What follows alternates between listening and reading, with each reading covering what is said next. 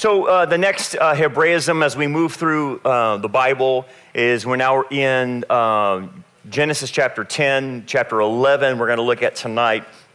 And there's several Hebraisms in the issue of Nimrod and the issue of the Tower of Babel. So I'll bring those out and we'll have a full-fledged teaching on all of that. And relate it to, not just what happened in the past, but relate it to the future as well, because Nimrod and the Tower of Babel are typologies which point forward to a future fulfillment happening. So we'll talk about that as we go.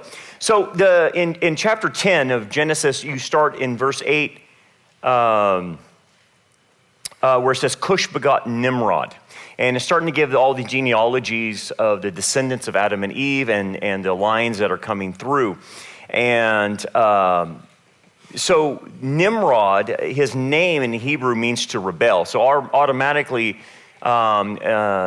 this guy, he probably was named after what he did. And so he started the human rebellion really on a global scale. Not on an individual scale, but he caused human rebellion on a mass humanity scale. So this is why Nimrod is a picture of the Antichrist. Unlike Adam and Eve falling and rebelling on a personal level, or Cain rebelling on a personal level, Nimrod causes the whole humanity to rebel against God.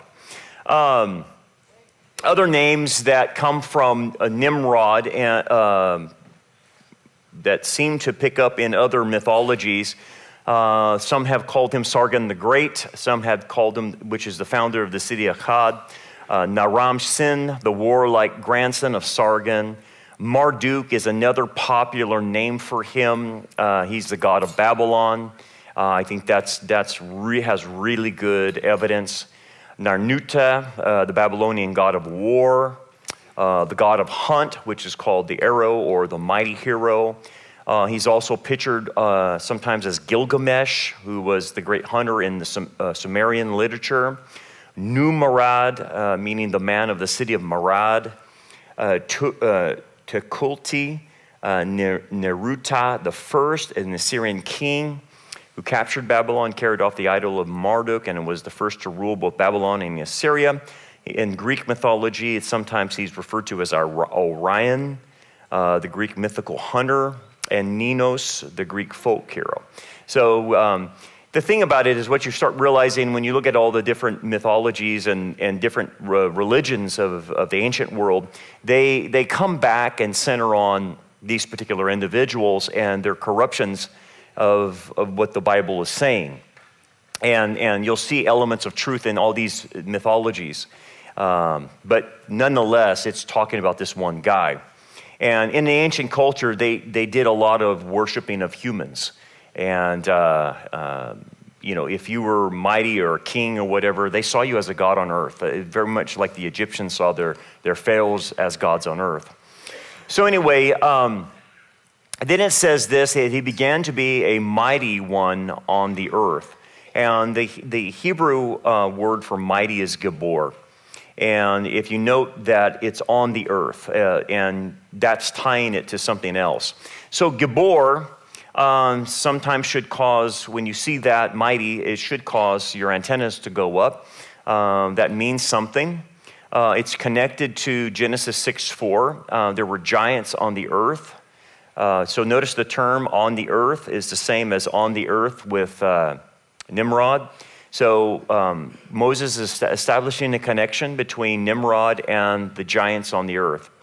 And then it says, when the sons of God came into the daughters of men and they bore children to them, those were the mighty men, or the Gibborim.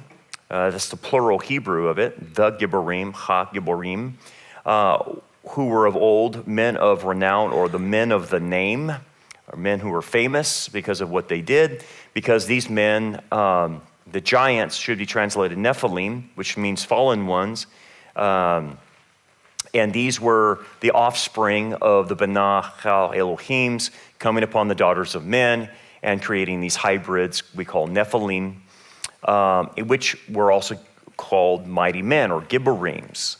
So what you have happening here in Genesis 10 is Moses is establishing a connection point between Nimrod and Genesis 6 with the same wording of Gibor and on the earth. So there's a connection happening here. And then he'll mention this 3 times, that he was a mighty or Gibor hunter. Again, the Gibor is connected to Genesis 6. That's the same terminology. But now it says he's a hunter. And this is where the Jewish idiom comes into play. It doesn't mean he's a hunter of animals. He might have started out that way, but because he caused a worldwide rebellion, what the Jewish idiom means is that he was able to snare men with his words to incite them against God. So he led a rebellion against God. So if you just read it that he was just a hunter, then you're not getting the Jewish idiom. And so we would talk about, the words that we use is like propaganda, deception, lies, false narratives, stuff like that. The false narrative that Josephus gives, and Josephus is probably carrying out the oral tradition on Babylon and Nimrod, was that he was able to cause them through fear that they would be killed again by God in another flood, and that through that propaganda of fear, that he was able to get them to coalesce to come together, to build a city, to build a tower for security reasons, to preserve their life, because in his propagandized words, God was the threat. And lest they be scattered over the earth, it says, and the idea there was that if they are scattered, then they won't be able to survive the way the world is with the animals, and then also if another flood comes. And so Josephus notes that this was part of the Jewish tradition in their understanding of what propaganda was going on at the time. Is that true? I don't know. That's speculation. We don't have that in Scripture, but I think it's a fairly decent speculation based on, it does say, so lest we be scattered. So there was something there about the fear of being scattered all over the planet. And so what he was able to do is change the dominion mandate, which was given to God by be fruitful and multiply, have dominion over the earth, which means to scatter and take dominion over the planet. He was actually able to take that and put it in a negative spin and change the truth and make it a negative. So it's kind of Isaiah 5, where you call good evil and evil good. He was able to reverse that, and people believed it. And he was able to cause a panic with people. And that if you think about that, that's not any different than what we have seen the governments and the NIH and the Echo Health and the Wuhan lab leaks and all that kind of stuff, where they were able to cause a panic and a fear among people. And fear is a very primal urge with people, and threatening them with death and stuff like that causes people to do irrational things, and they did. And we saw that. You have a good example in the last 5 years, I think it was now. You have a good example right in front of you of watching the entire world go into a mass panic.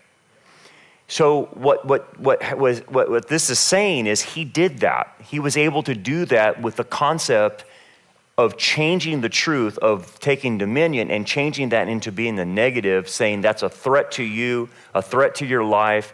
I'm going to provide security for you. I'll provide safety for you. And so do what I tell you to do. Clump up together. We'll build a tower. We'll build a city. And that will bring us security and protect your life. And you can see, like, oh my goodness, that's the same kind of mantra that they use today. That's no different than what's going to be used in the future when the Antichrist does come on the scene. He's going to use that type of language with lying signs and wonders. So he will have not only a false propaganda and a false narrative, but he will have lying signs and wonders that go with that to supernaturally con people into what he's saying. And I don't know what he could say to cause people to come under him and under his rule, but it could be that we're under alien attack. We've got to come together as human beings. These attacks are happening all over the planet. These aliens have caused all the water to turn to blood. The aliens have caused the earth to be scorched. The aliens have caused famines and stuff like that to happen. We've seen aliens flying in the air. And so we got to come together, come under my leadership, and I'll protect you against the aliens. I don't know. It would be something like that. I mean, because they're going to have to explain, or he's going to at least have to explain the supernatural aspects that are going on in the tribulation and spin that to be maybe a technological attack rather than a supernatural judgment from God.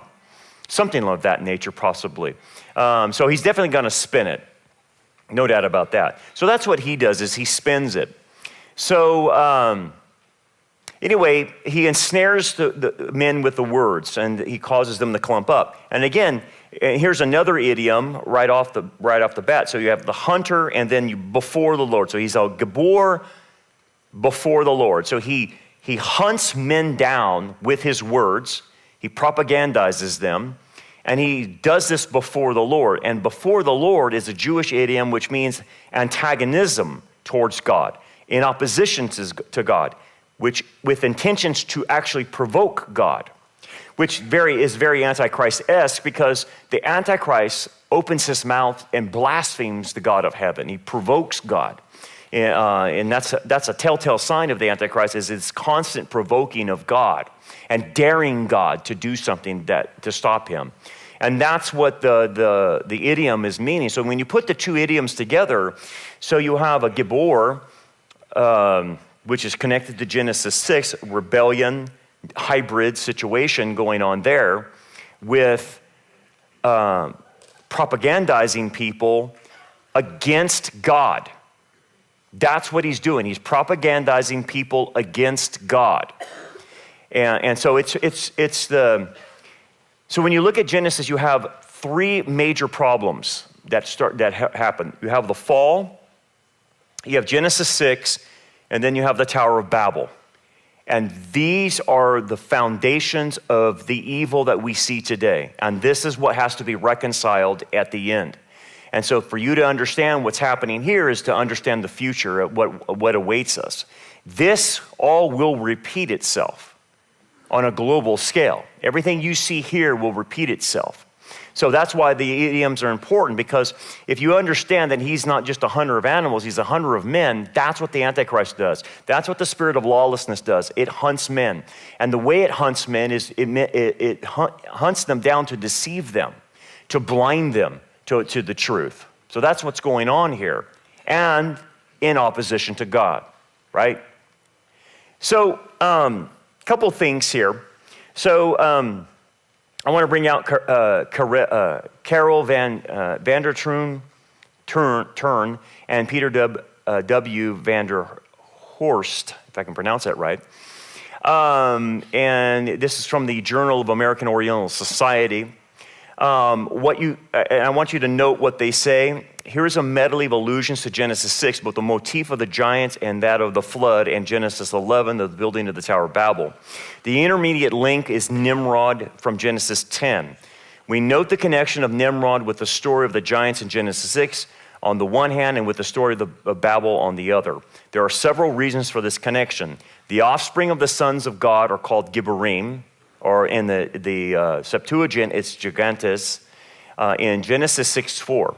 And Nimrod is also called a Gibor, or a Gigas, in the Septuagint, in Genesis 10. This suggests that Nimrod may have been one of the giants in Genesis 6. In Genesis 10:10, the beginning of Nimrod's kingdom is said to have been Babel in the land of Shinar. And in Genesis 11, the people who settled in the land of Shinar are said to have built a city where that was called Babel.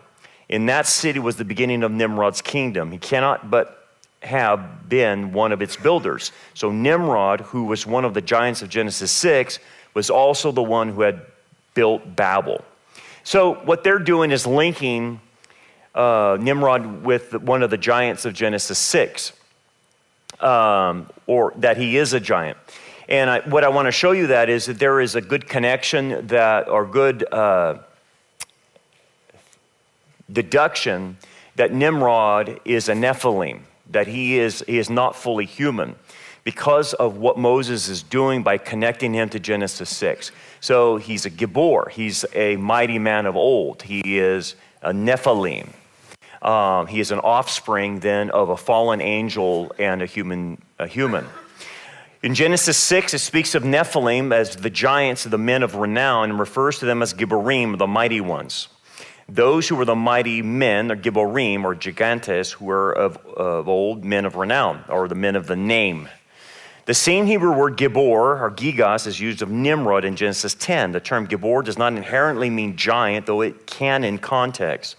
So you have Joshua's men fought against the Anakim, who are also called Gibborim, who are giant clans. David, though, will be called a Gibor, as is Gideon. Even God is described as a Gibor, or mighty, but Goliath is also called Gibboram. So it depends on what context you're looking at with the term Gibor or Gibborim or Gibboram. And when you're obviously in the context of Goliath and it's calling him a Gibborim or Gibboram, it's obviously he's a giant. He's a Nephilim. And I think the connection Moses is doing with the same terminologies in Genesis 10 and Genesis 6 indicate that you have a good deduction that Nimrod was a giant. Same as the king of Bashan, King Og. He was a giant, and Israel had to deal with him. I'll make the connection right now.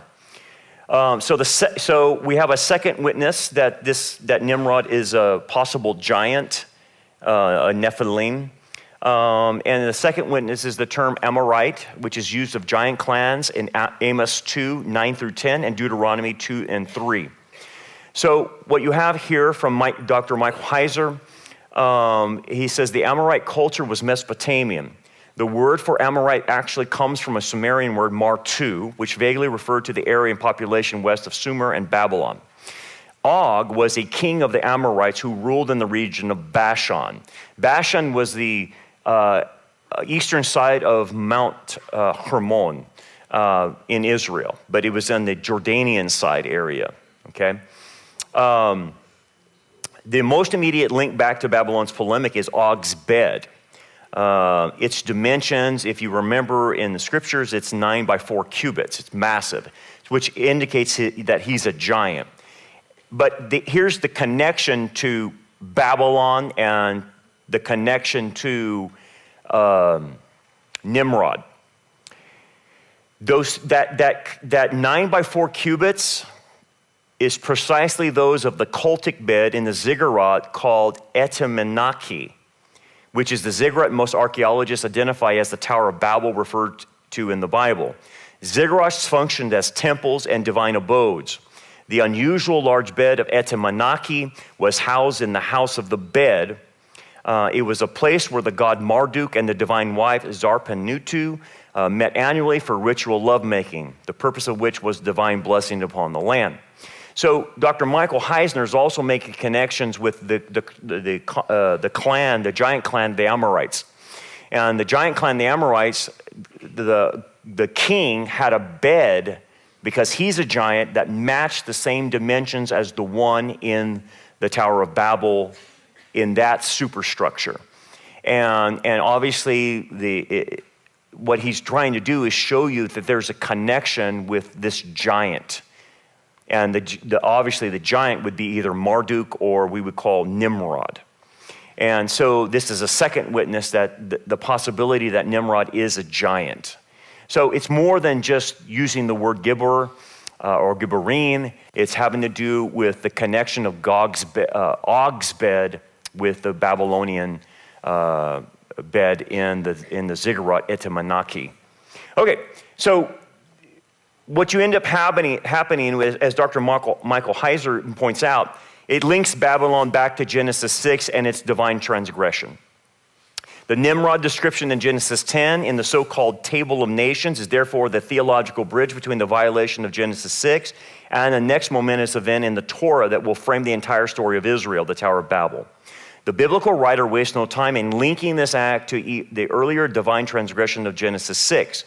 That passage sought to portray the giant quasi-divine Babylon culture heroes, the Apkalus, which were, the Apkalus were 2/3 spirit and 1/3 human. Does that sound familiar with the Nephilim?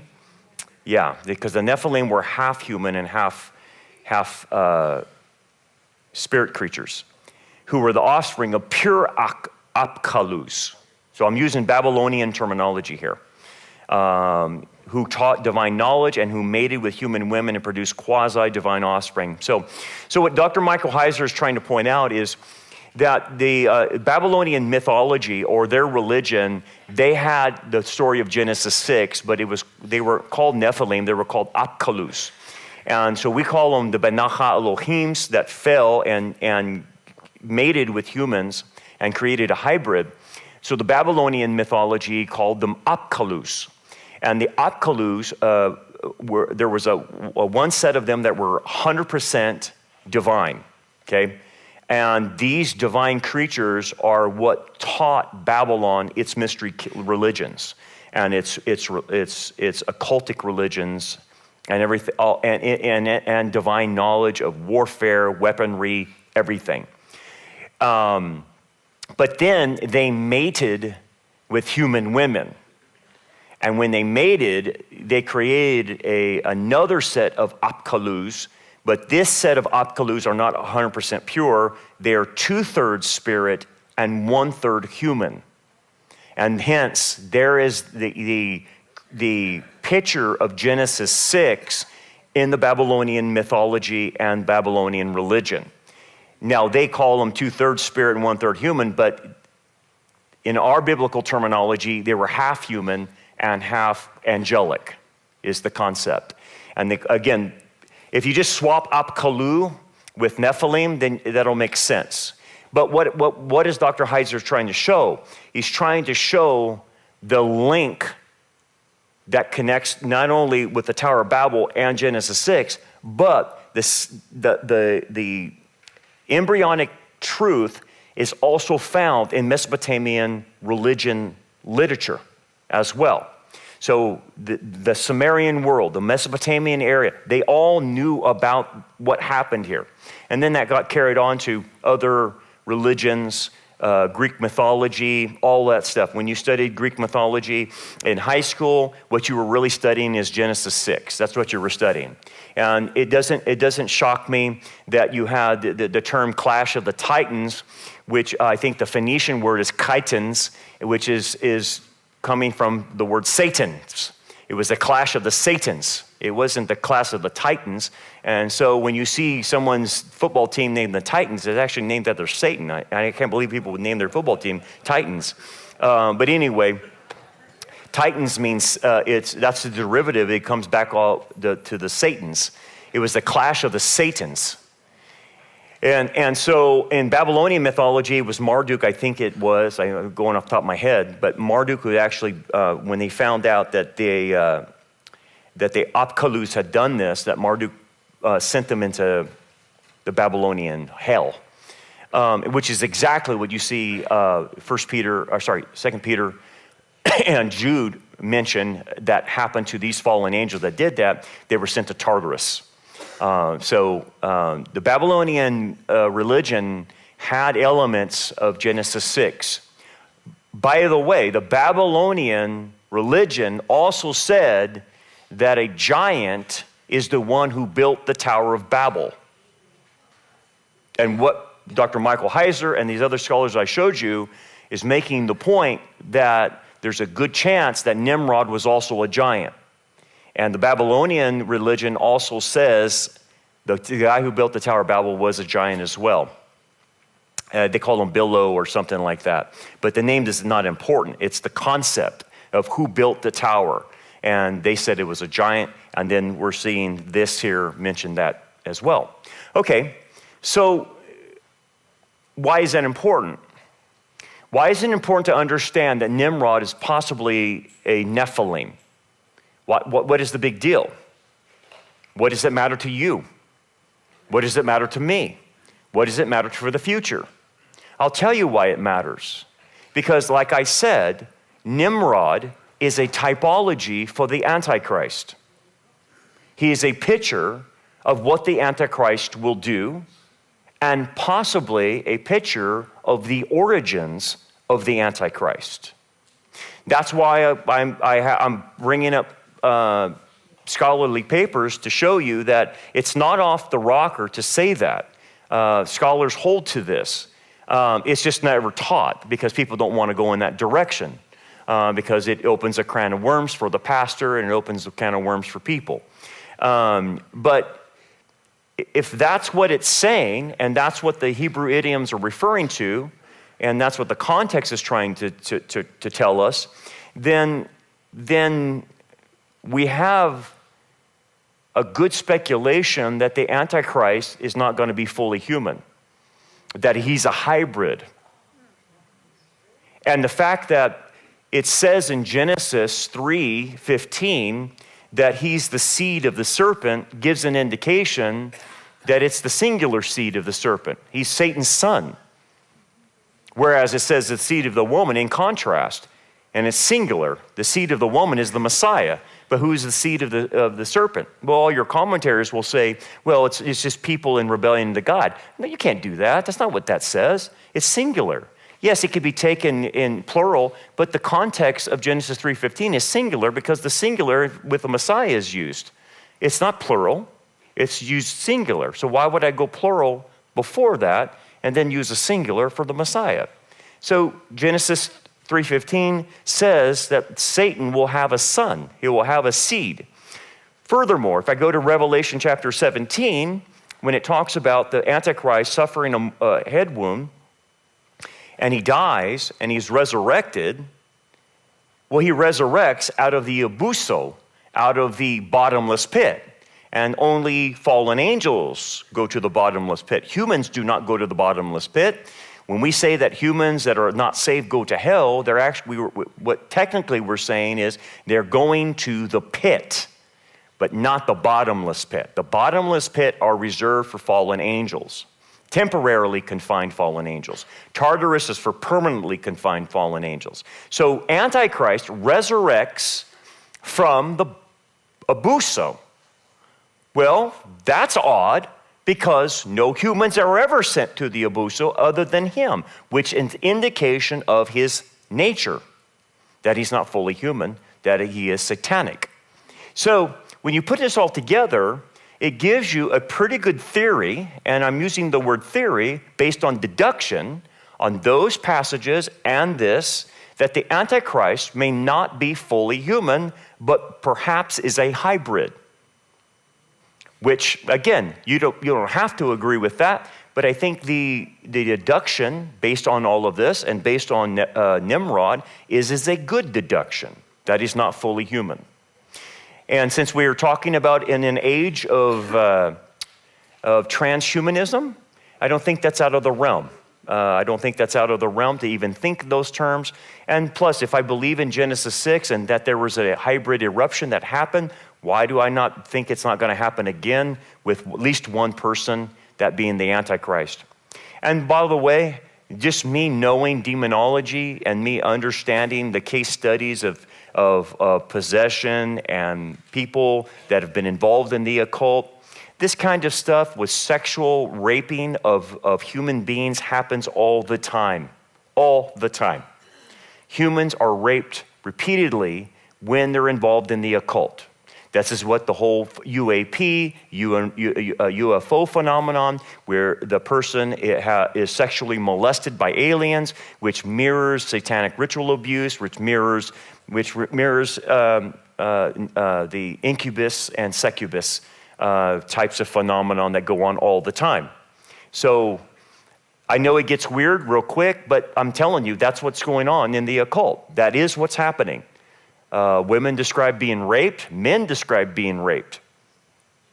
but there's no physical entity doing that. It is a spiritual entity. So the incubus and succubus is happening.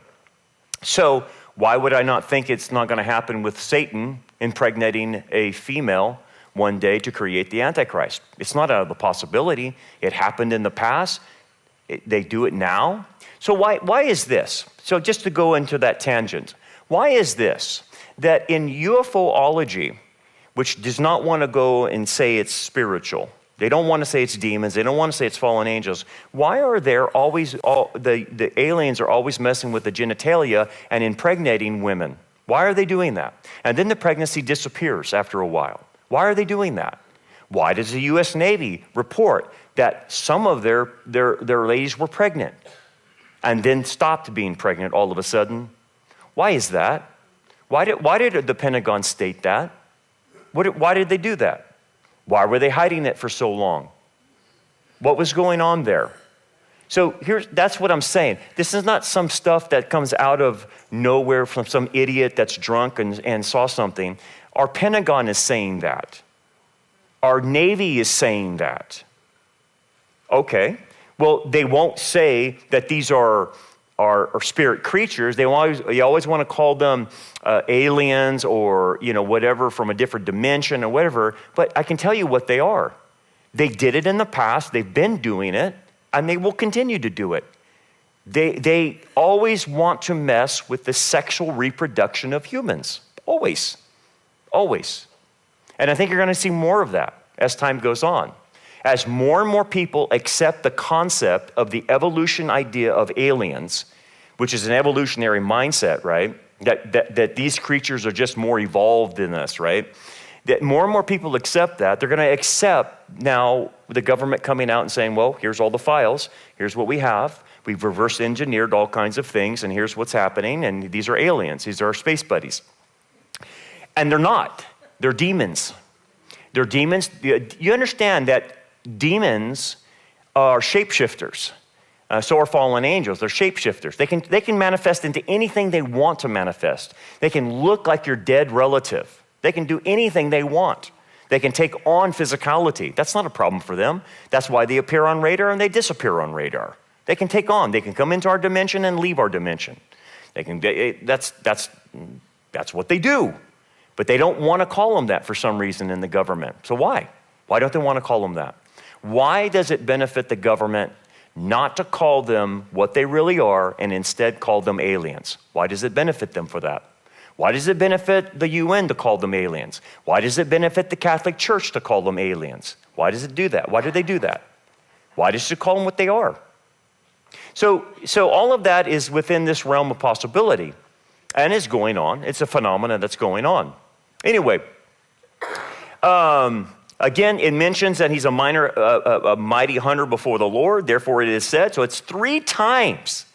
3 times it mentions that he's a gibor, and he's a hunter, and he's before the Lord, in opposition to the Lord. Why would Moses say it 3 times? Because when you see a biblical writer say something 3 times, he is making an emphatic point.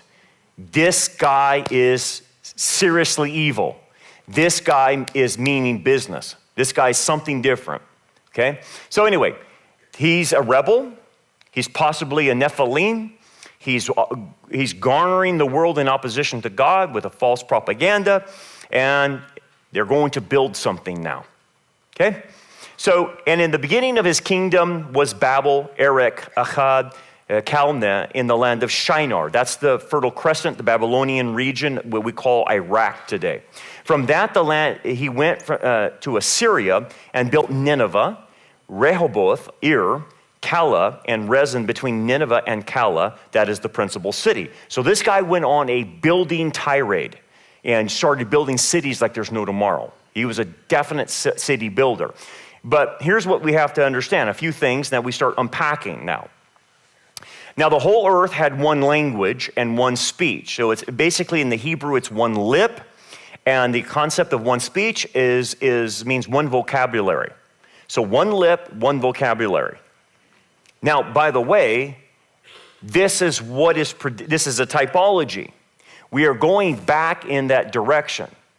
And so the idea is that the world will go back to one lip, one speech in its communication. So now you can see with modern advances in technology, you can speak someone else's language with just using an app. It's real simple. And so the language barriers are now gone now. You can put on an app, it'll speak for you. I've been in different countries and someone's trying to speak English and they'll speak their language in their little app and then their little app speaks to us. And that's it, that's all it needs. You don't need a translator, you have apps now. It's the technology creates the one lip now that we need. And it came to pass as they journeyed from the east. Now notice that it says they journeyed from the east. When you see anyone journey from the east, that's always in a negative area. That's a negative direction. That's an area away from God. And this goes to the rabbinic tradition that the garden temple was situated where Jerusalem is at today. Now, the landscape of the earth was a lot different back then. But the concept of Jerusalem, where it was at, and that Temple Mount, in being the place where everything happens, this is why the speculation by the rabbis said that this is where the garden temple was at. It makes sense in many regards because that's where the Temple of Solomon was put. That's where the second temple was put, Zerubbabel's temple, and that's where Messiah will build his temple, is in that location. That's where Messiah was crucified. This is where Jacob's ladder appeared. This is where Abraham took Isaac. Everything happened here. And so the speculation from the rabbis, I think, is fairly decent, that the temple garden was in the vicinity of where Jerusalem, which means that when Adam and Eve are kicked out, they went east. And the direction of their going is east. When Abraham separated from Lot, Lot went east. He went into Sodom and Gomorrah. So every direction going east is a negative connotation. It is a spiritual declension going into the east. And so, so if the garden temple is in the west, you're moving away. So that meant that if you were going to have a relationship with God, and you had to go to the garden temple, you had to make sacrifices in the front of the temple. And, of course, the cherubim prevented you from coming into the holy place and the Holy of Holies, but you would make your sacrifice in front of it, which meant that you had to keep fairly close proximity to the garden temple if you're going to make sacrifices constantly. So their direction of moving away means that they're not thinking about making sacrifices to God, which means they're breaking away from their relationship with God. That's what the idea of going east away from the garden temple is I'm moving away from my relationship with God. That's what this rebellion is talking about. Okay, so the land of Shinar is the Babylonian region. It's the region of Iraq today, and they dwelt there. Then they said to one another, "Come, let us make bricks and bake them thoroughly." They had brick for stone and they had asphalt for mortar. So the first thing that Moses wants you to see is there's a spiritual metaphor happening with the building materials. So what you see is the overarching theme is the rejection of God's design in the building materials. It's man-made versus God-made. So what you see early on in the Bible is that the altars that you would make to God had to be made out of stone. So what you had to do, if you made an altar to God, you would have to go out and you would get stone and you would piece it together and fit the stone together to where it made an altar. You couldn't use asphalt, you couldn't use mortar or anything like that. You had to find the right stones that fit together to make your altar. And that's what God accepted. And the concept of the stones is what is naturally occurring. It is that which God provides, okay? And if you use what God provides and fit them correctly, it makes a proper sacrifice, is the concept, okay? And that's how the temple was constructed, okay? You had to have the proper stones cut. You couldn't be cut on the site. It had to be cut off the site. and then you would fit them together. Okay, so when you see them making bricks by human, you start having a uniform size, right? So stones are different. You have to piece them together because they're all different sizes and stones. But a brick is uniform. And so the brick symbolizes human effort and artificial unity because all of them are the same, okay? And bricks appear to be strong, but they break under judgment. They can crack. And one of the things about bricks, the bricks are symbolic of how Nimrod and the people of Babylon look at people. They don't see them made in the image of God, a la the stones, and we're called living stones, by the way, in the New Testament, being built up in a spiritual house. Because living stones have different shapes and sizes, right? They're unique. Every stone is unique, but a brick is not unique. So the way the Babylonian elites looked at people was they saw them as uniform. That if one of them broke, we can just replace them with another. It's basically seeing human beings as utilitarian, okay? So the building material also is symbolic of people, is the idea. Just like the altars are symbolic of people with living stones being fit together to create an altar. Furthermore, they used slime or asphalt or bitumen to hold everything together. Say, when you made an altar to God and you fit the stones accordingly to the different shapes and sizes, they stuck together. You didn't need anything to keep them together. So now that they're stacking bricks one another, they needed slime or asphalt or bitumen to keep them together. So it was kind of an adhesive that keeps them together. So what is that a symbol of? So if I'm bringing people together under a global empire, and I see people as uniform, and I want them to think uniformitarian, I then have to have an ideology or a religion that gives them the glue to keep together. Does that make sense? I have to have something to unify them around, an ideology, a false religion, because I'm now creating an alternative system other than what God's created. And so the slime represents false religion or false ideology. And I don't care today what you want to call it. You want to call it wokeism. You want to call it the Whore of Babylon. You want to call it, whatever. What happens is when you build something like this and you don't have truth, because truth unifies, and you don't have truth, you have to come up with a false narrative to unify. You have to force it on people, and that's the glue that sticks them together. Hence, this is why Babylon must have, the commercial Babylon and political Babylon must have religious Babylon to go with it. And that's the Whore of Babylon. And the Whore of Babylon is the mother of harlots. She brings out all the false ideology, the false religion, and that is what's used to knit people together. So today, as an example, what's knitting people together is LGBT agenda, transgender agenda, save the planet agenda, or whatever agenda, New Age Jesus agenda, whatever. All those Marxism, socialism agenda, communism agenda, fascism agenda, all that stuff is the glue that the whore is using to bring the bricks together and unite them. And they're holding them together in spiritual rebellion to God. That's what the idea is. Now notice the bitumen is black, it is sticky, and it is man-made, which represents evil, sin, and deceptive unity. It's a false unity. It's not real. True unity is centered around truth.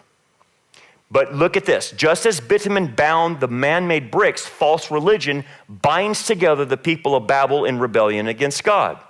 They chose human innovation over divine provision, which is symbolic of rebellion against God's order, and burning bricks was advanced technology at the time.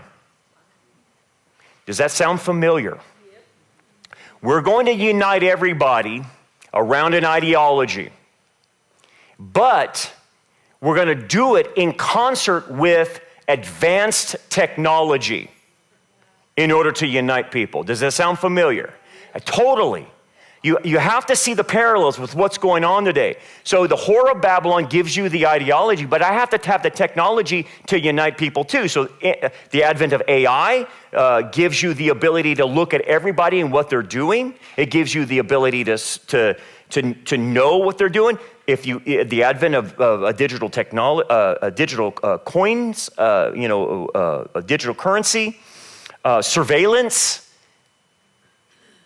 All of that. So the rabbis even conjectured that Nimrod would sit at the top of the tower. Why? So he could see everybody.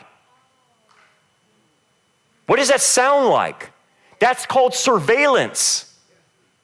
So isn't that funny? These are ancient rabbis mentioning and speculating that he sat on the top of the tower so he could look down on everybody to see what they were doing. That's surveillance. So you have to have, in order to build the Tower of Babel, you have to have an ideology. You have to make everybody uniform in their thinking, a la social engineering, public schools, colleges, social media. Got it? You seen the connections? And then we're going to unite them with the black tar, and then we're going to make it all work through technology, advances in technology. It sounds like today. And they said, come let us build ourselves a city. So it wasn't just a tower, it was a city. It's what's wrong with a city? Well, the city, in this context, represents security without God. The city was meant for protection, economic control, and centralized authority. A centralized authority? Economic control? Yeah. I thought I'd get my protection from God. Economic control? I thought we believe in free markets. Not them. Centralized authority? What's the problem with centralized authority? They run everything. We believe in local authority, not centralized authority. What's the problem with centralized authority? I'll give you an example. The Catholic Church, centralized authority. What's the problem with one guy being in control of everything? Any problems with that? Yeah, one guy goes crazy, he ruins the whole thing. Centralized authority. We believe the Bible teaches localized authority. That in the towns or in your neighborhood, you have localized authority. We don't have Washington, D.C. telling me what to do over here. We have local authority. This is the problem, like I've told you before, like with our public schools. There's no local autonomy here. They get all their marching orders from Sacramento. That's not local authority, that's a centralized authority. That's Babylon. So when you see centralized authorities, that's Babylonian. We believe in local. That's why denominationalism is wrong too. Because why?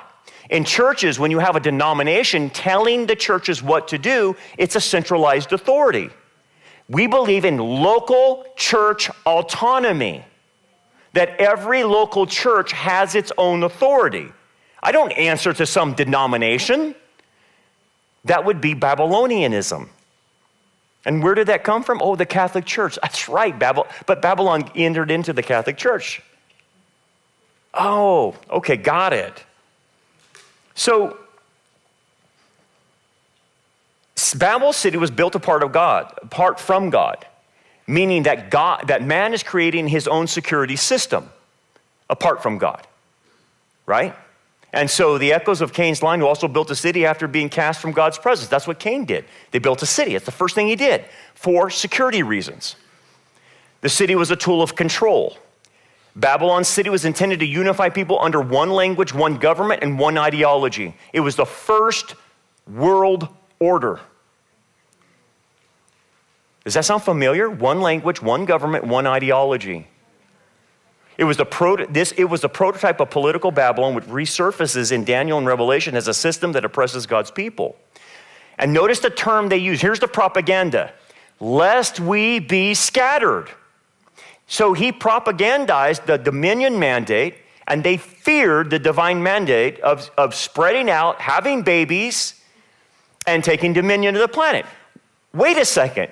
That sounds familiar. Go have babies. What do the leftists tell you to do about babies? Don't have babies. Abort your babies. Oh. And what do they tell you about having dominion over the planet?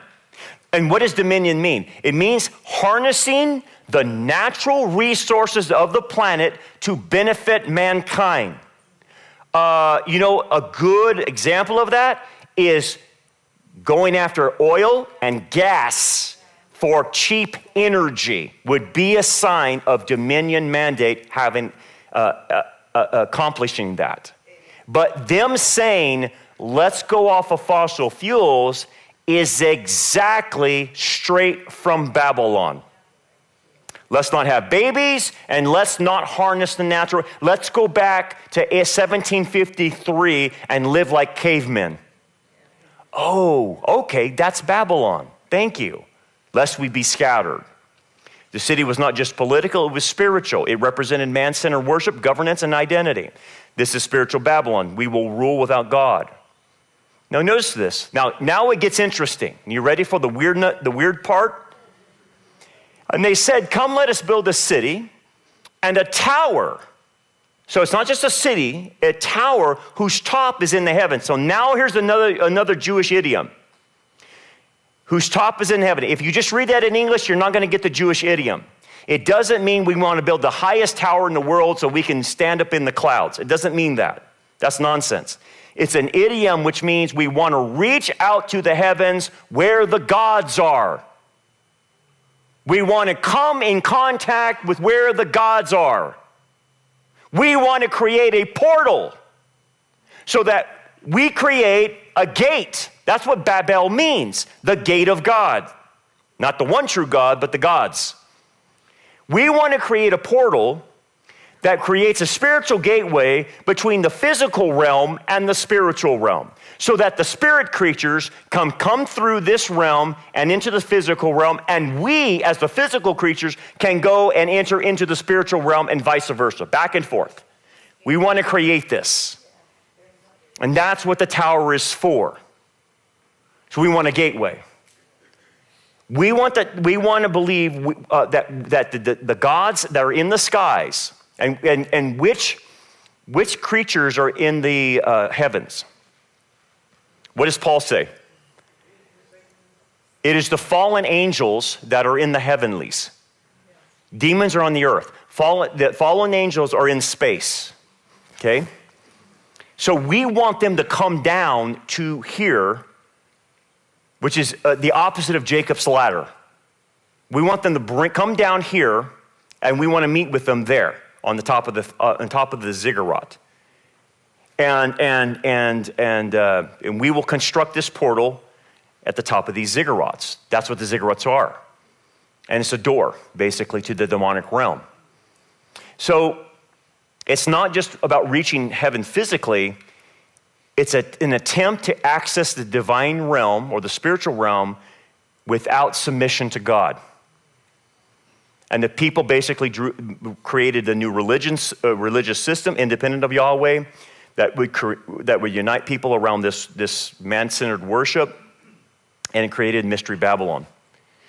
And so they were trying, and they did get in touch with the fallen angels. And this is why the Babylonian religion created what we call the mystery religion. It's why it's called Mystery Babylon. Because mystery means that something that's withheld is now being let out.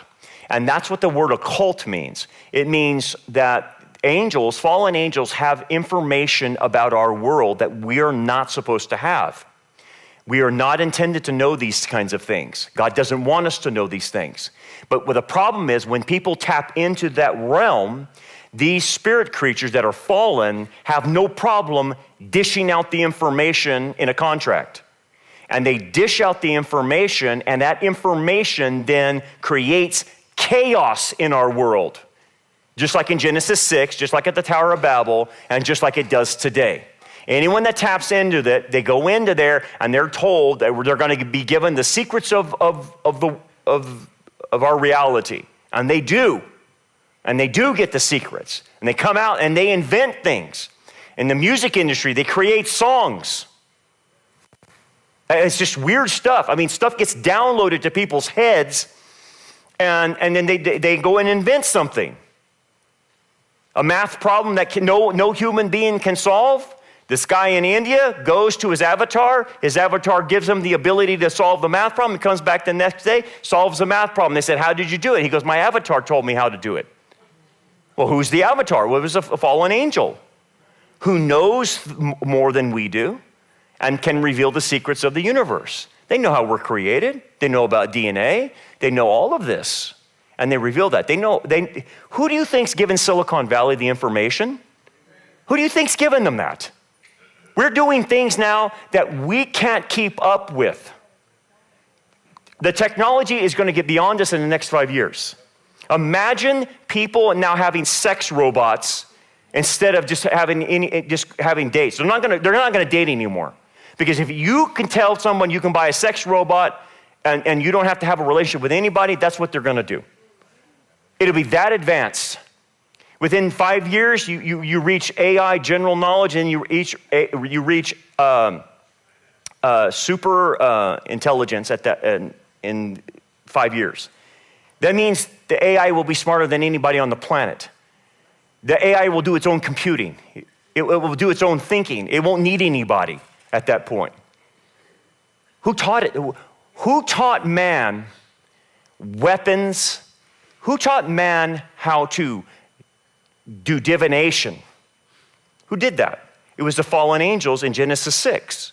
And what are they doing now? The same thing, but they're creating things that will destroy us. They're giving us the idea to destroy it, things that will destroy us at some point if God doesn't intervene. And so when you look at the Tower of Babel, what I want you to understand is you're looking at the future.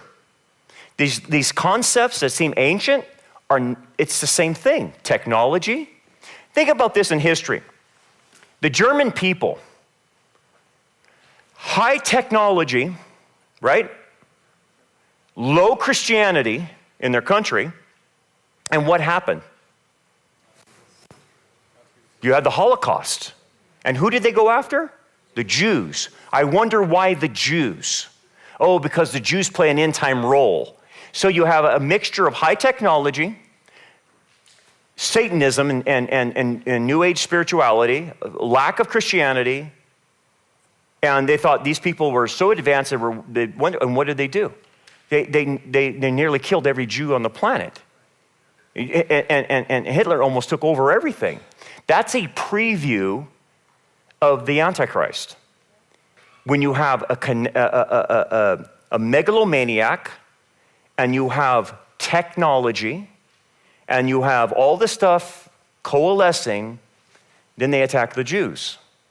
Now, here's the interesting thing. You know about Operation Paperclip. We brought all over the German scientists over here. They created NASA. Our rocket technology comes from the Germans. The same technology we're using today for rockets came from Germany.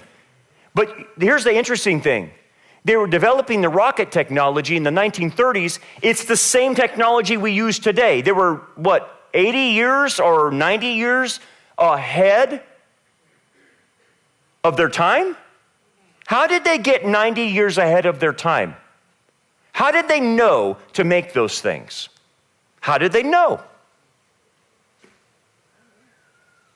Somebody's given them information. You think they did? How come they were the only ones to invent it?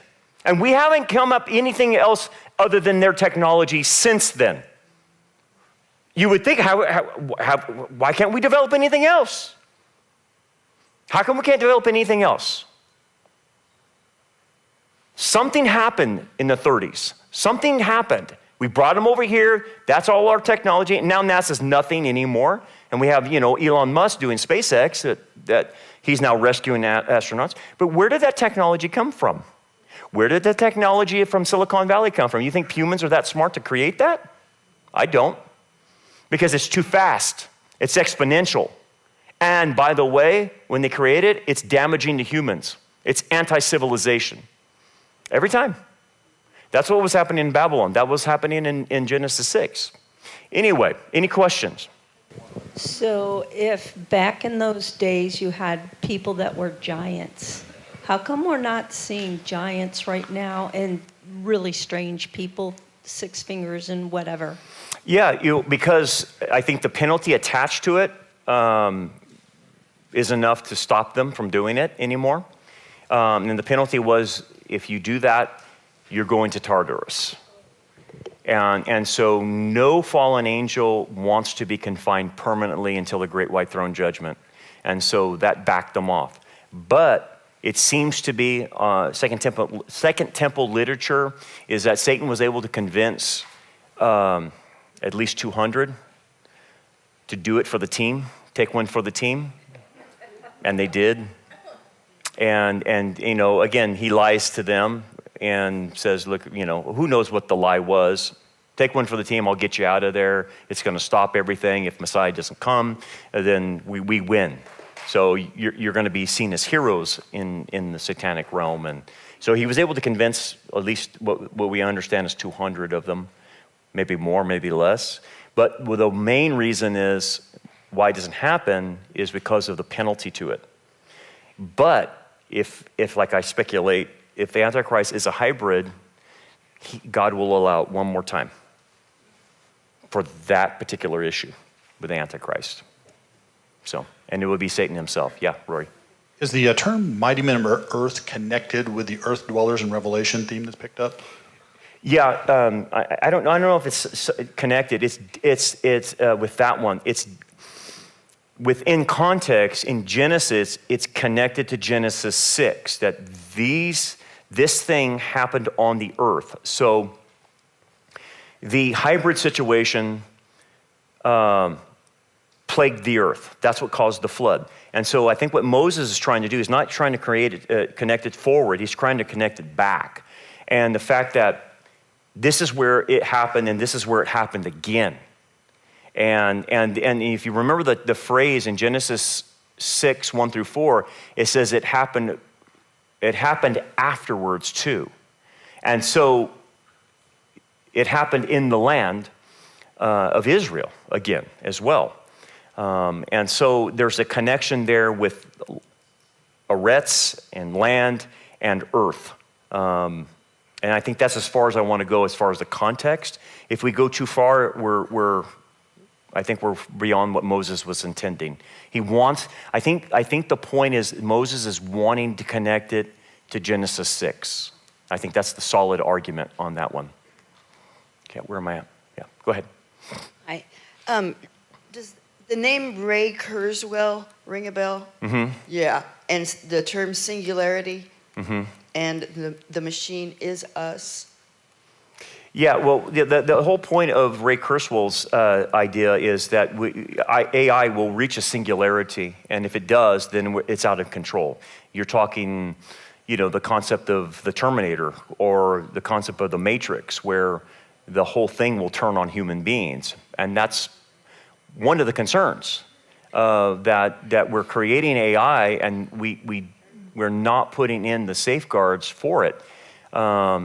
And so we're creating a monster, and that's one of the warnings that Kurzweil is trying to say is, you need to stop this.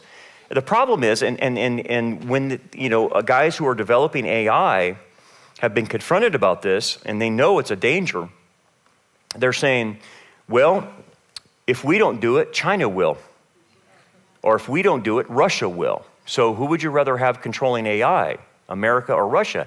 And I was interviewing Patrick Wood of Technocracy, and like he said, he goes, that's just a stupid argument, because whoever creates it, it's going to get out of control. You can't control this thing. And you won't be able to just pull the plug and the power goes off. That's not how AI will work. It will figure out how to self-sustain itself, and that's the danger of it. And we can't control it at that point. So yeah, we're like mad scientists creating Frankenstein. So that's the scary part, is it reaches the singularity where we can't control it. Yeah.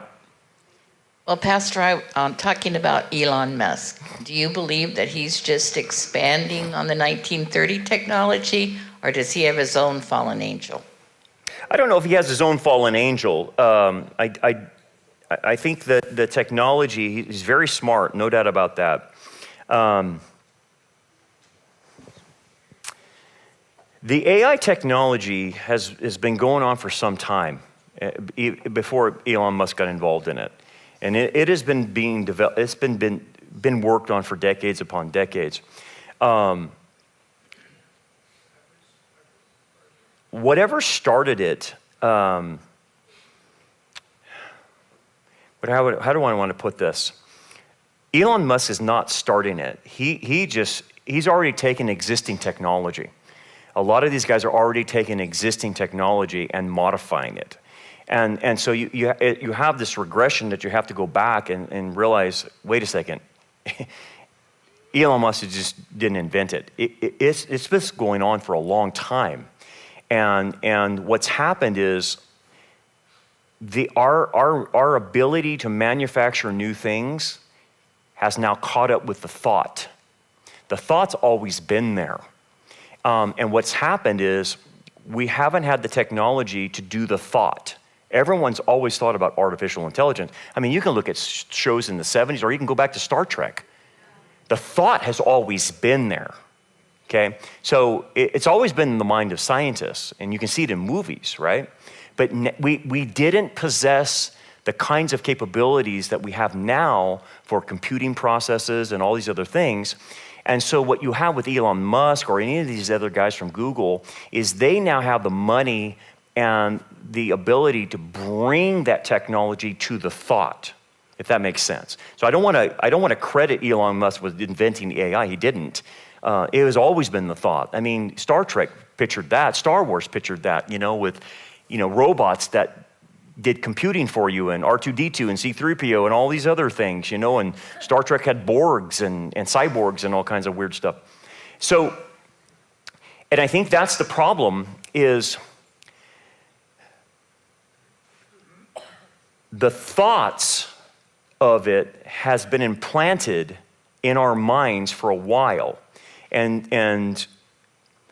then we finally catch up. And that's the problem. When we finally catch up, that's when it becomes dangerous. And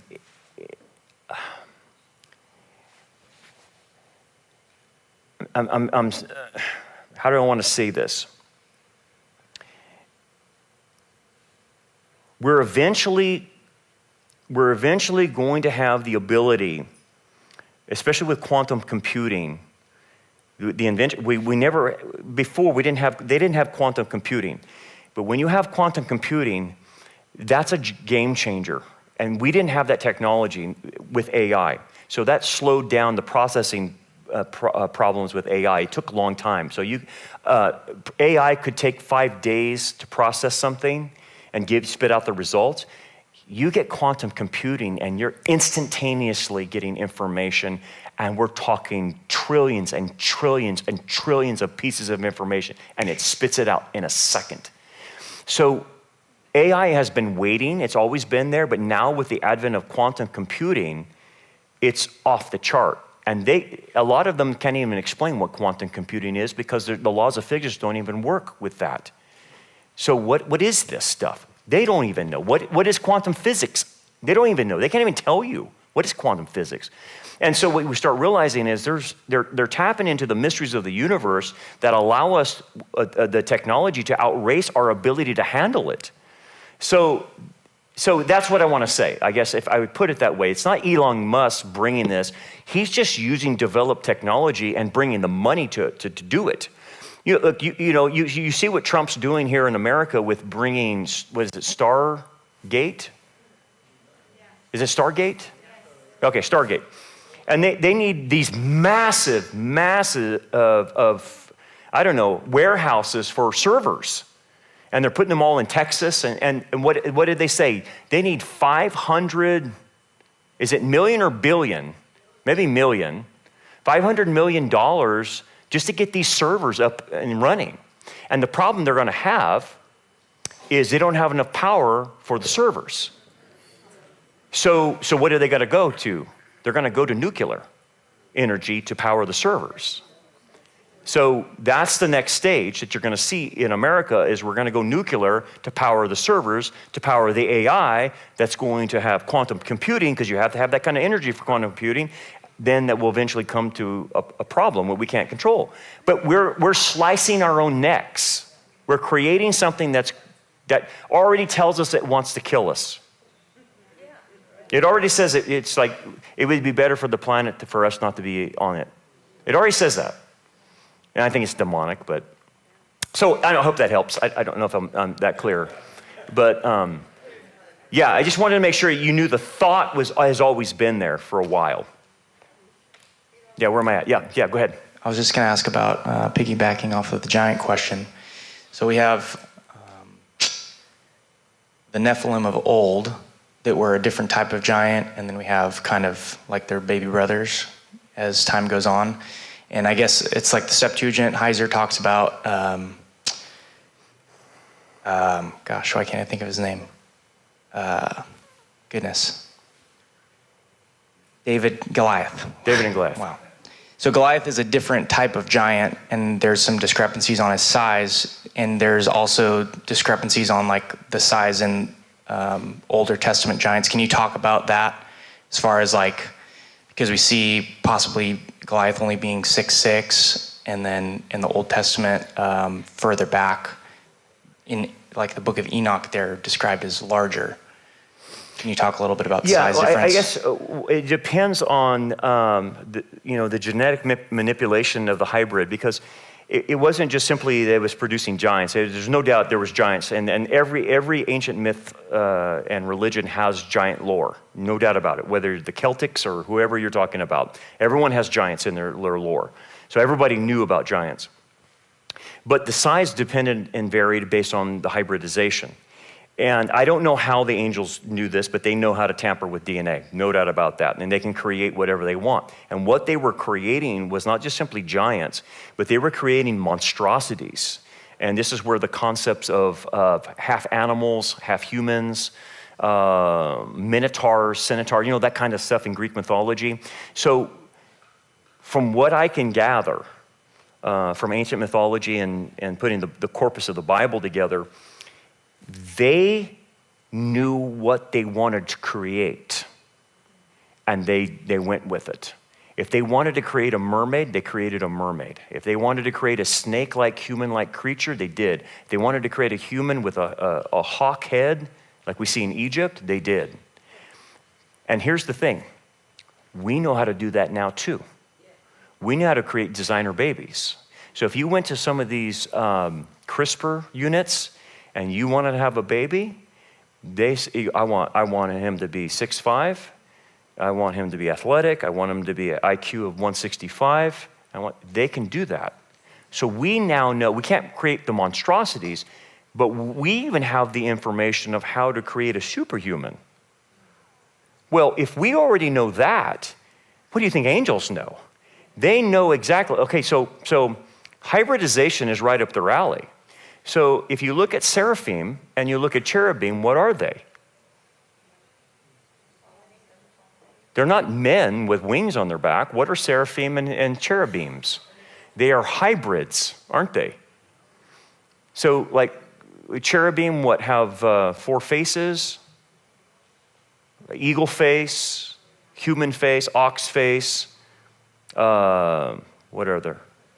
Eagle, ox, lion, and human. And seraphs have one individual head, and some of them are different with eagle head, human head, or whatever. But their bodies are animals. And then seraphs have 6 wings, and cherubims have 4 wings. So the concepts of hybrid is very well known in heaven because God created many of his angels as hybrids. So back to how humans, angels know how we're created. They knew about DNA before we knew about DNA. And apparently they knew how to tamper with it enough to make these hybrids. And they did. And they created a not only a human problem, but a zoological problem, because Noah then, God has to send what animals are pure back on the ark because the rest of the animals are screwed up. They're all genetically modified or half this, half that, who knows, half rat, whatever. So my conjecture, my theory, based on what I can look at all these things, is they knew what to create and why they wanted to create it. So if Goliath is so tall and the other ones are taller, it's totally up to them how they wanted to create him. Living as a giant post-flood is a little bit different than living pre-flood, because according to ancient myths, the populations before the flood fed these giants and had to supply food for them, otherwise the giants would eat them. And so that's how the cultures kept these giants at bay. That doesn't seem to be the case in Canaan when Joshua gets in there. It doesn't seem like, we don't have any record of any clan feeding these things to keep them at bay. In fact, what we see is they're incorporating them into society and using them as warriors, which would be different. So maybe they were paying them off in riches and stuff, but the stories pre-flood are way different post-flood of giants. So there's something that's changed. Something has definitely changed. So that's my own theory. But that's based off the myths. Where am I at? Yeah.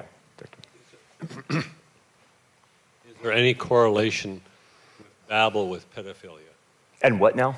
Pedophilia. Oh, yeah, totally. Within the mystery cults, you have the sexual immorality just goes off the chart, right? And so you have homosexuality, lesbianism, you have pedophilia, you have bestiality, you have everything off the chart. So the Babylonian religious cult that started, remember, it's we're going to do things differently than God. And so you know what God's commands on sexuality are. And so Babylon will do the opposite. Hence, the modern day equivalent to Babylon is everything you see under the sun. It could be pedophilia, bestiality, lesbianism, homosexuality, transgenderism. All of that is a part of the Babylonian system. And here's the thing. Sexual immorality goes hand in hand with idolatry. So when you have the worship of angels or fallen angels, what went hand in hand was sexual immorality. Do you know why? Because there is power that it gets exchanged in the sexual act in Satanology or demonology or the occult. And this is why in the occult and satanic ritual abuse, they practice pedophilia or they practice sexual immorality because they pass on power to one another in the sex act. Okay? Now again, that's not what you and I experience, obviously, in sex, but that's what happens when you're involved in the occult. And this is why they go after children. So in the occult, whether it's children's blood or children themselves, they see that as more powerful and getting more power by molesting children, pedophilia, and even drinking their blood and doing ritual sacrifice with babies or children, because there's more power in innocent blood, okay? Now, I didn't mean to scare you, but that's what Satanism does. Now, it shouldn't shock anybody in this room when you hear of Jeffrey Epstein's island or you hear of all these elites that are involved in pedophilia. There is a satanic reason they're involved in it, okay? And it comes back to deriving power from having sex with a child. That's the mentality. So that's satanic, that's occultic, that's witchcraft, all that stuff, all right? That's not just your normal, someone's molesting a child. That's not, that's what happens in covens. That's what happens in witch covens and satanic covens, and why they do child sacrifice, and why they baptize themselves in blood and stuff like that. They believe there's power in blood. They're like vampires in many regards in that sense. That's where the concept of a vampire comes from, is the drinking of blood. So the ancient cults drank blood because it symbolizes power. You would take on the power of the individual by drinking that blood, or being baptized in that blood, or having sex with the individual. So I know it's off the chart, but look, man, Hillary Clinton and John Podesta, they all got busted for spiritual cooking. You remember that? You know what spiritual cooking is? Yeah, it's bad. So you put a naked lady in a tub of blood, urine, feces, sperm, everything in and you put this naked lady in there, and you take spoonfuls and eat the stuff to gain power from the occultic practice. Hey, man. So when you hear, like, this is what John Podesta and the people around Hillary Clinton were doing, hey, man, no joke, dude. That's the evil these people are involved in. So when you see them flying to Jeffrey Epstein's island or P. Diddy or whatever the thing is, it doesn't shock me. It doesn't shock me, because they're involved in the occult. Many of these elites are involved in the occult, and that's what they practice. It comes straight from Babylon. Straight from Babylon, guys. So getting back to the technology, I'm confused. You read these stories where you have a child that's born with a rare blood disease, and the child, grows up to the age of 4, whatever. The couple decides to have another child. The doctors take the seed or the egg from the woman, and they screen it through DNA, and they find a pure egg, and then impregnate it, and they put it back into the woman, and the child that's born, then they use the bone marrow to do a transplant to the older child and cure her as well. So in that regard, is that considered demonic? It does good by their actions. Yeah. The other child lives longer and is cured, which they couldn't cure her. She was always having to have transfusions. Yeah. So I get confused when I read stories like that. So yeah, no, and I think what you have to keep in mind is your categories, and so there's elements. This is how they sell it. There is good that comes from it, no doubt about that. Absolutely. And so when Elon Musk says, "Look, we're going to be able to cause people that can't walk to walk by Neuralink, and people that are blind, they can see." And so those are good things, right? People would say, well, why are you against that? Not at all. I'm not against that at all. What I am against is putting something in my brain that causes me to think a different way. That's the negative that they don't tell you about. So that's the thing you have to weigh out, is there's always a benefit to something, but then you have to weigh out, okay, what's the cost of doing that? And so in the cost of that has to be weighed out.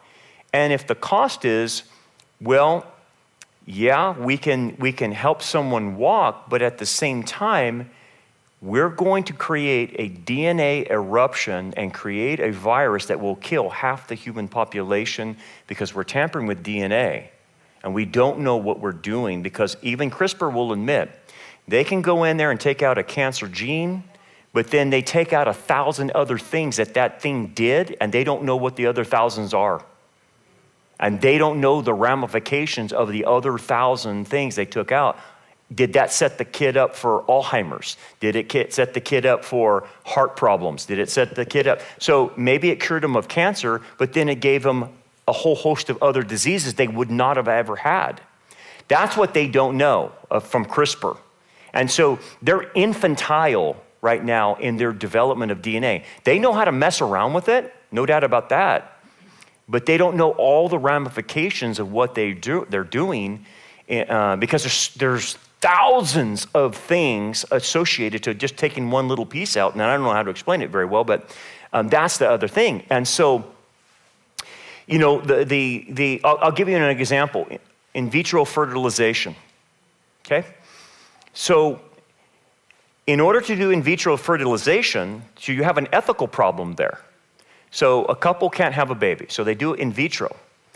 But the problem is, in most of the cases, and unless you have a doctor that's different, in most of the in vitro fertilizations, you are going to, you know, to make one happen, you have the other eggs that have been fertilized by the sperm, you will kill them in order to get the one.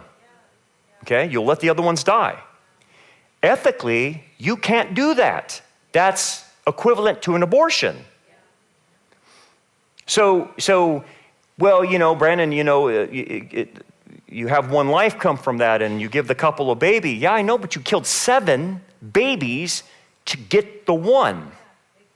So ethically, the ends doesn't justify the means. Now, don't get me wrong. I've talked to other couples that have done in vitro and their doctor assured them that that wouldn't happen and they would spare it.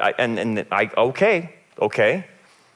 That's fine. If that's, and I don't know that. I don't know if they can do that. But apparently their doctor assured them that I could do that, and that's fine. Okay, then they didn't have to run into that problem. But generally speaking, that's what happens. You have to take the one and let the other ones die. Well, if we believe that life begins at conception, that's it. That's it. And you can't monkey around with that. You have 7 in a petri dish that are life, human life. So as an example, so I think that's the thing is, man, you have to weigh that out, and and that's the ethical dilemma that's gonna come right now to us with Neuralink and all these other things. They're gonna say we can make the paralyzed walk again, Brandon. Yeah, but then at what cost? Well, we have to put a thing in your head, in your brain, and then well, okay, who's gonna control that? And who controls the information in that? Because Yuval Noah Harari says that the way you and I think, the Christians, we think in false narratives, and we have to be corrected, and he's all for putting a Neuralink chip in our brains to stop us from thinking in this false propaganda. Now that scares me, that he wants to control my thinking. And here's, I think, where it goes, and to a bigger problem. When this technology, it's gonna come. There's nothing stopping it, guys. There's nothing stopping this. When it comes and it falls into the hands of the Antichrist, he will not be able just to simply control people from the outside. He will control people on the inside. And that's one of the elements I did not recognize when I was reading the scriptures a long time ago until the advent of the technology that we have now. That you can control people on the inside, that it will be biotech. It will be under the skin, as Yuval Harari says. It will be in your body controlling you. That's a whole new dilemma. To be able to control thinking, control your body functions. And so maybe this explains this. And again, I'm theorizing. So when the Antichrist, and we're not going to be here for that, and thank God. So when the Antichrist sets up the image to be worshiped of him, so John says that this image, this ultimate idol of the Antichrist, has the ability to speak. And he uses the word pneuma, that has breath, but it's not zoe in Greek. It's not biological life, but it's pneuma, which means it has an energizing force through it. It could be wind, it could be electricity, or whatever. It has an energizing force. That's what pneuma means. And yet this thing has the ability to speak and kill you if you don't bow a knee to it. Okay? So thinking biotech, if I had something underneath my skin, could they do a kill switch on me?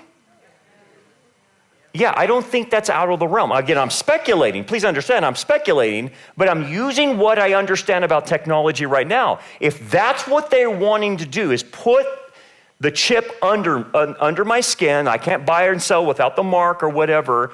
And will they put a kill switch in that to where hey, you don't worship the Antichrist, kill him? How is it able to kill me if I don't bow a knee to the Antichrist? And again, we're not here for this, you understand that, but I'm talking about the people living in the tribulation. How would it just flat out kill them if they don't bow a knee? My only guess is the technology has a kill switch in it. And it just, that's it, you're done. I don't know. Or maybe it's drones and they send drones to your house and they kill you. I don't know. Something kills you. So I think what you're seeing here, and you're making a good point with the technology at Babylon was new technology. We're going to do it now, and we don't need God because we have technology. And what are they saying about technology? Here's an interesting thing. Technology merges with the transhumanistic movement. Have you noticed that? They are together. So you have technology that they're saying, we're going to create humans 2.0. We're going to give you the ability to be like Wolverine. We're going to give you the ability to be like these X-Men.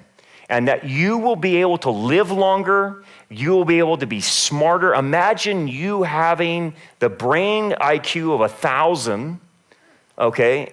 And imagine you being able to live forever. And look, we can replace your body parts, and you could just continue on. Wait a second, what's happening here? They're promising you eternal life, and they're playing God with you, aren't they? It sounds like that to me. Elon Musk, and again, he's doing a lot of good things, but when Elon Musk says, I think he said this, that it'll give you the ability to walk, the lame will walk, the blind will see. Does that sound familiar? I think I read that somewhere. That's a counterfeit for what Messiah is able to do, right? The deaf will hear, the blind will see, the lame will walk. And they're saying that? Okay, so all that to say is, yeah, that's the ethical issues are going to get so complicated, a lot of Christians won't know which way to go on the ethics on it because it's going to cross lines. There's going to be a lot of things that are crossing lines, and it's like, I don't know if we're ready for that. I don't know morally if we're ready for that kind of thing. I think about this. Okay, where's the ethics of you creating a designer baby? I'm not saying keeping a baby free from disease, but I'm saying, hey, you know what? Here's what I'm going to do, man. I want my baby to be an NFL star. And so we're going to genetically engineer. I'm going to pay $30,000. I'm going to pay this or whatever, and I'm going to design the kind of kid I want. What are you doing at that point? You know what I mean?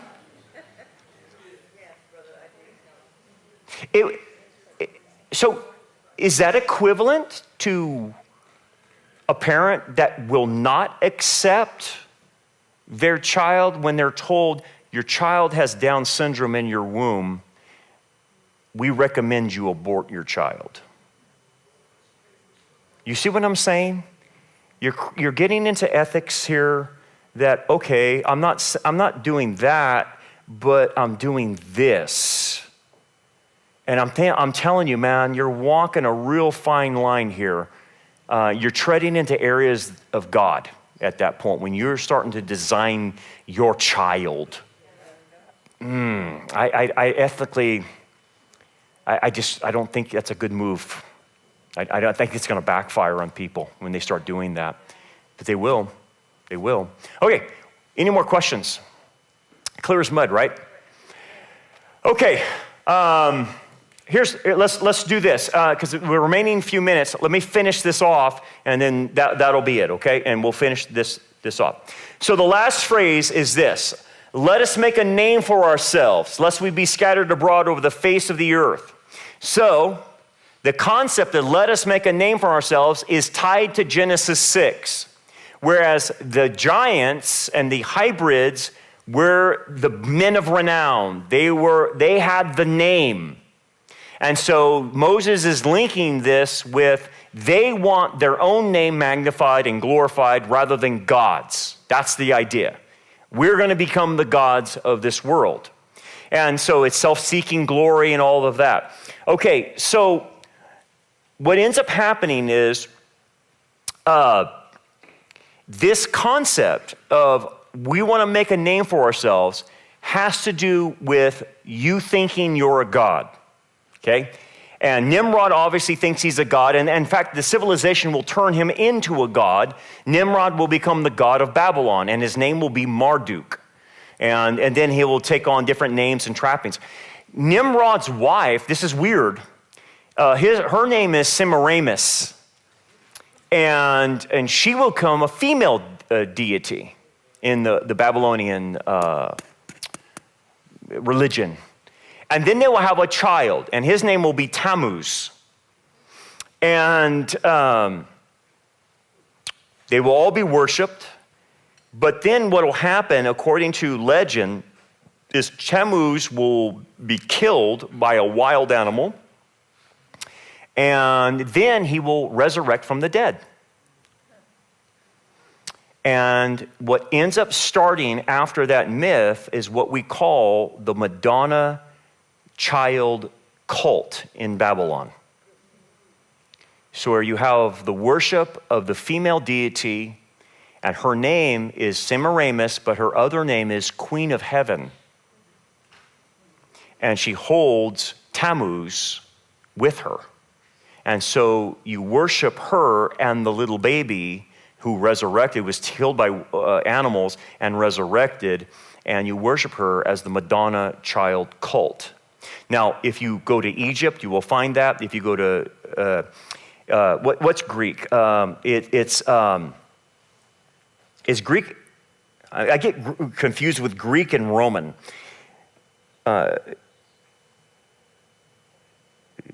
Venus and Cupid. Am I right on my Greek? Venus is Roman, so you're Aphrodite. It's Aphrodite. And is Cupid Greek? What? No, he's Roman. Is it? Okay. Well, anyway, okay. So Venus and Cupid, Roman. Yeah? Okay. Venus and Cupid are Roman. But that's the mother child, right? And I can't remember what the Greek is. It's Aphrodite and something else. I can't remember. But you will see this mother-child cult in all the ancient cultures. And you'll see, and it comes straight from Babylon. It's in Egypt, it's in Greece, it's in Rome, it's in Phoenician, it's Sumerian, it's all over the place, okay? This mother-child cult. And you can even see the archaeology remains of this. And guess where else we see it? The Catholic Church. Thank you very much.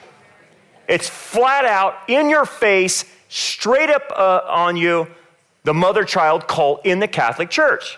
And like I said, Babylon entered Rome in church history. And Rome took on a lot of the Babylonian practices, and they brought in the mother-child cult. And again, they called it Mary and baby Jesus, but it really came from that trappings of the Babylonian cult. Now, funny thing is, in Babylonian terminology, she is called the Queen of Heaven. Guess what the Catholics call Mary? The Queen of Heaven. And they also call her Theotokos, the Mother of God. Did you catch what I just said? Mary is not Theotokos. God has no mother. Mary is the mother of the human nature of Jesus. She is not the mother of God. But they give her that term in the Catholic Church, which hypervenerates her, but is equivalent to Semiramis in Babylon. So that's the weird thing that got carried over into Catholicism. Now, I grew up Catholic, and I saw Semiramis all the time. I saw Tammuz. It wasn't Jesus. It's not baby Jesus. It's Tammuz. And isn't it funny? He resurrected from the dead. Oh, and let me add one more thing. Since we're in the Lenten time, which is Babylon. Babylon, don't ever practice Lent. That is Babylon. Why? Because they wept and fasted for the death of Tammuz for 40 days. And when the 40 days started, they had a big feast and they pigged out. Does that sound familiar? What do we call that in Catholicism on that Wednesday? It's Ash Wednesday. And Fat Tuesday is before it, where you pig out. You remember? It's Fat Tuesday. You good Catholics know better. You know, you Fat Tuesday, and then you have to go into your McDonald's filet of fishes on Fridays, right? Because that's what we did. Filet of fishes on Fridays. Okay, but here's the thing. So Babylon went into a 40-day fast for the weeping of Tammuz, and then Tammuz was resurrected on that 40th day, so to speak. And so they had a time where they did that. Isn't it interesting that 40 days of fasting and weeping entered into the Catholic Church? Wow. Why would they incorporate that? I told you, Babylon entered the Catholic Church through that. And interesting enough, when you look at the Catholicism, they have made Mary, they say they don't, but they do. They have made Mary a quadrity because there's many, many Catholics that worship Mary. Now they say that we don't advocate that. I know you don't, but I want you to look out in your pews and what the people are doing in the pews because they're worshiping her. And you're not stopping them. And they're doing it. They're praying to Mary, worshiping her, and all this other stuff. And then you add into the apparitions of Mary that come out, okay? And Medjugorje, Yugoslavia, and you have, where's the other place at? Lourdes, France, different places like that. There's a great book by, I think, Ron Rhodes it's called The Cult of the Virgin by Ron Rhodes. And he studied the apparitions of Medjugorje and Lourdes, France, and the other, and what's the one in Mexico? I can't remember. Guadalupe, yeah, Guadalupe. And they studied the messaging that came from these apparitions. And dude, it's so demonic. It's so demonic. It's not Mary, it's demonic. And what I told you, demonics are shapeshifters. And they can transform themselves into an angel of light or appear like Mary. But everything that comes out of this apparition's mouth is totally demonic. And yet thousands go to Lourdes, France, or they go to all these places in Mexico or wherever, and they think they're going to get a blessing. It's totally demonic, totally demonic. So my point is, Babylon is still with us, guys. It hasn't went away. It's still with us. It's still with the technology. It's still with the wokeism. It's in the church. It's in the church. And the name that she's trying to make is making a name for herself. Be ahead of God. And let me end here. If you look at Revelation, the whore of Babylon is mocking the church. Have you ever seen that? She talks about all her suitors and how many people are fornicating with her. And they've become rich off of her fornication. And she says something to the effect, let me get their exact words. I want to read it to you. But she's mocking the church. 18:7. In the measure that she glorified herself and lived luxuriously, in the same measure give her torment and sorrow, for she says in her heart, now listen to this, I sit as queen, and I am no widow, and will not see sorrow. How is she mocking the church when she says, I sit as queen, I am no widow, and will not see sorrow? How is she mocking the church? I'm the real queen, she says, not you. See, the church is the bride of the Messiah. I am the queen. And then she says, I am no widow. You know why she's saying that? She's saying that you, the church, are the widow. Where's your bridegroom?